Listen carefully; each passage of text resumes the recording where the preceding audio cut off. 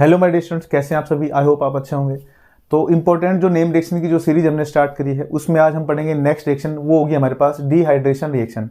यानी dehydration reaction का मतलब है कि हमारे पास एल्कोहल्स का हम रिएक्शन कराएंगे कंसंट्रेटेड H2SO4 की प्रेजेंस में, तो वहाँ पर हमें मिलेगा एल्कीन, और जहाँ पर वाटर मॉलिक्यूल क्या हो जाएगा, रिमूव हो जाएगा। अगर हम प्राइमरी एल्कोहल्स लेते हैं तो हमें रिक्वायरमेंट होगा कंसंट्रेटेड H2SO4 का, और टेम्परेचर रिक्वायर्ड होगा 443 केल्विन।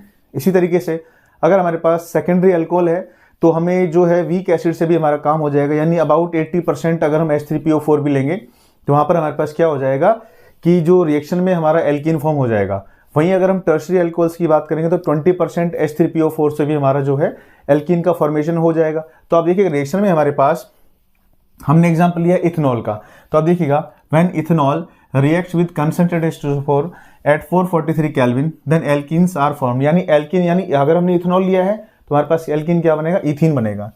तो CH3CH2OH जो इथेनॉल है इसका रिएक्शन हमने कराया कंसंट्रेटेड H2SO4 के साथ 443 केल्विन टेम्परेचर पे, तो CH2 डबल बॉन्ड CH2 यानी OH और यहाँ से H2O फॉर्म हो गया और यहाँ पर आ गया डबल बॉन्ड, यानी एल्केन जो हमारे पास जो है इथेनॉल से बन गया इथीन, यानी अल्कोहल से एल्कीन का फॉर्मेशन हो गया।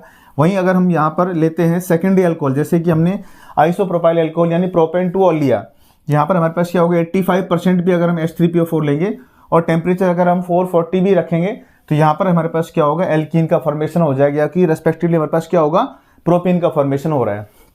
अगर वहीं पे हम क्या करते हैं टर्शरी अल्कोहल लेते हैं तो हमें H3PO4 जो होगा वो 20% ही रिक्वायर्ड होगा और कम टेम्परेचर पे भी वो रिएक्शन हो जाएगा। तो इस तरीके से हम क्या कर सकते हैं, डिहाइड्रेशन रिएक्शन को स्टडी कर सकते हैं, जो कि हमारे पास काफी एक इंपॉर्टेंट रिएक्शन की तरह ट्रीट होती है। Thanks for watching my video.